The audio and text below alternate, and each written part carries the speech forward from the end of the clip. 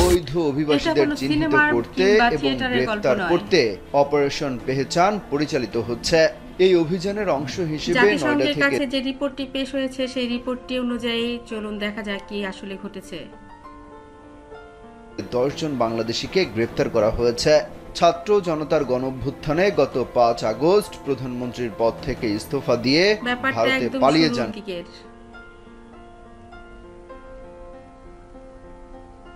শেখ হাসিনা।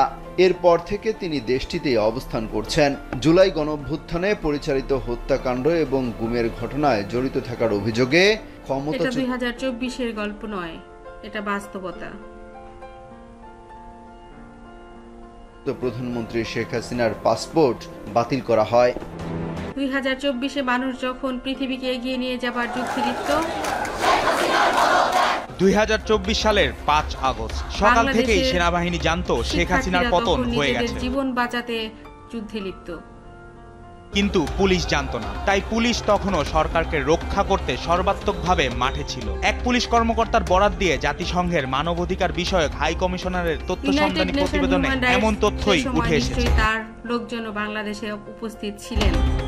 প্রতিবেদনে বলা হয়, বৈষম্য বিরোধী ছাত্র আন্দোলনের মার্চ টু ঢাকা কর্মসূচি ঠেকাতে অবলোকন করেছিলেন পৃথিবীর সব দেশের ছাত্রছাত্রীরা। তৎকালীন প্রধানমন্ত্রী শেখ হাসিনার নেতৃত্বে আগের দিন 2 দফায় উচ্চ পর্যায়ে বৈঠক হয়। বৈঠকে এই কর্মসূচি মোকাবেলার পরিকল্পনা করা হয়। প্রতিবেদনে মার্চ টু ঢাকা কর্মসূচি দমনে বিচার বহির্ভূত হত্যাকাণ্ডের বিবরণ দেওয়া হয়েছে। প্রতিবেদন শুধুমাত্র মানবতার মা বলতে যাকে বুঝিয়েছিল বাংলাদেশ, অবশ্য কর্মসূচির নাম লেখা হয়েছে মার্চ অন ঢাকা। জাতিসংঘের তিনি কিছুটা সময়ের জন্য প্রতিবেদনে আরো বলা হয়, কোটা আন্দোলনে অংশ নেয়া নেতাদের প্রকাশ্য ঘোষণা ও গোয়েন্দা সংস্থাগুলোর তথ্য থেকে রাজনৈতিক নেতৃত্ব জানতে পারে। ক্ষমতার লোভ তাকে এতটাই অন্ধ করে দিয়েছিল। 5 আগস্ট ঢাকার কেন্দ্রস্থলে বড় প্রতিবাদ মিছিলের পরিকল্পনা করেছেন আন্দোলনকারীরা। এখনো যারা শেখ হাসিনার পাশে রয়েছেন তাদের চোখ বৈঠকে সভাপতিত্ব করেন। বৈঠকে অংশগ্রহণকারীদের তথ্য মতে বৈঠকে সেনা, বিমান, নৌ, বিজিবি, তৎকালীন ডিজিএফআই, এনএসআই, পুলিশ ও পুলিশের বিশেষ শাখার প্রধানরা অংশ নেন। বৈঠকে তৎকালীন এটা জুলাই বিপ্লব হাসিনা সরকারের স্বরাষ্ট্রমন্ত্রী, শিক্ষামন্ত্রী ও পররাষ্ট্রমন্ত্রী ছিলেন। তারা মার্চ অন ঢাকা প্রতিরোধের জন্য আবার কারফিউ জারি ও তা বলবৎ করার বিষয় নিয়ে আলোচনা করে। সবাই শুধু বাঁচতে চেয়েছিল, সবাই শুধু দেশকে বাঁচাতে চেয়েছিল, সবাই সবার পাশে দাঁড়াতে চেয়েছিল। এটাই ছিল জুলাই। বৈঠকের পর স্বরাষ্ট্র মন্ত্রণালয় ঘোষণা দেয়, কোনো বিরতি ছাড়াই অনির্দিষ্টকালের জন্য কঠোর কারফিউ চলবে। আন্দোলনকারীদের সন্ত্রাসী হিসেবে আখ্যায়িত করে তার সাথে পাশে দাঁড়িয়েছিল তাদের বাবা, মা, ভাই, বোন, আত্মীয় স্বজন, এমনকি ভিখারি, রিকশাওয়ালা পর্যন্ত। প্রধানমন্ত্রী একটি বিবৃতি দেন। তিনি আন্দোলনকারীদের শক্ত হাতে দমন করার আহ্বান জানান দেশবাসীকে। 4 আগস্ট সন্ধ্যার পর তৎকালীন প্রধানমন্ত্রীর বাসভবন গণভবনে আরেকটি বৈঠক হয় বলে এবং রাস্তার শিশুরাও পর্যন্ত, যারা পথ শিশু তারা পর্যন্ত একটু একটু করে এগিয়ে এসেছিল ছাত্রদের পাশে।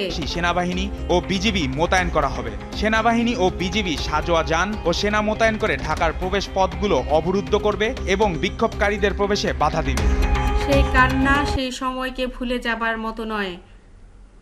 এখনো হসপিটালে 30,000 মানুষ অন্ধ পঙ্গু হয়ে বিছানায় কাতরাচ্ছে। শেখ হাসিনার ব্যক্তিগত নিরাপত্তা বাহিনী স্পেশাল সিকিউরিটি ফোর্সের তৎকালীন মহাপরিচালক 5 আগস্ট প্রথম প্রহরে বিজিবির মহাপরিচালককে পরপর 2টি হোয়াটসঅ্যাপ বার্তা পাঠান। এখনো মুছে যায়নি বাংলাদেশের রাজপথ থেকে সেই রক্তের দাগ, ধুয়ে যায়নি মায়ের চোখের জল।